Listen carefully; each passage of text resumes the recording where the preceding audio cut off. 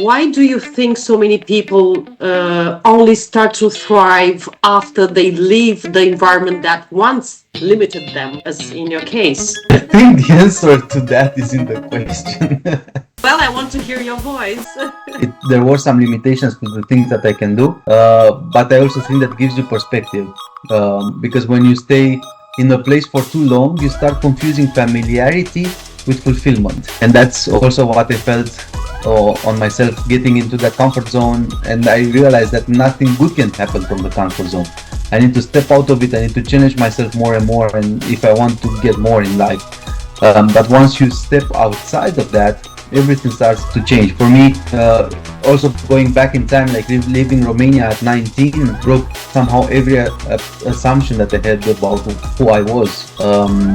And I learned independence, resilience, and actually how to build something from zero. And I have already that knowledge from the past that I can also apply now in my future, even though I'm 32 years old. And a lot of people ask me like, Mihai, or told me, Mihai, you're crazy. Yeah, I don't like those excuses that it's difficult, it's different. And as I said before, I don't believe that growth comes from familiarity and comfort zone.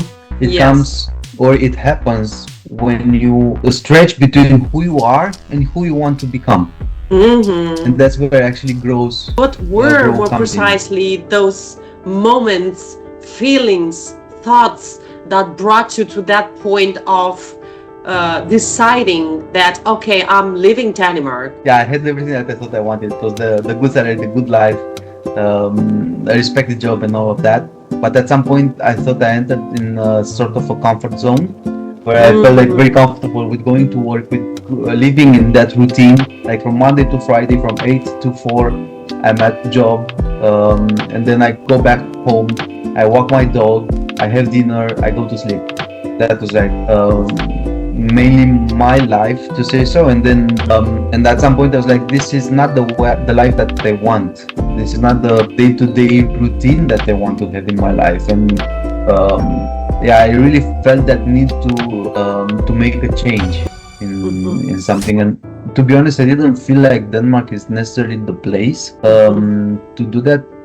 I had a feeling that I needed to do my own company, to do my own thing, and I really like this industry. And I always had like somewhere in the back of my mind the thought that at some point I would like to go back to Romania and return to real estate. And yeah, it was more things one after another, me realizing that the comfort zone, me realizing that that's not necessarily the life that I wanted, me realizing that everything was fine, but I had the feeling that nothing is exciting anymore. And Denmark is so comfortable that you stop questioning things. And it teaches you to live. It teaches you to live well, but not necessarily to live, I don't know how to say, passionately.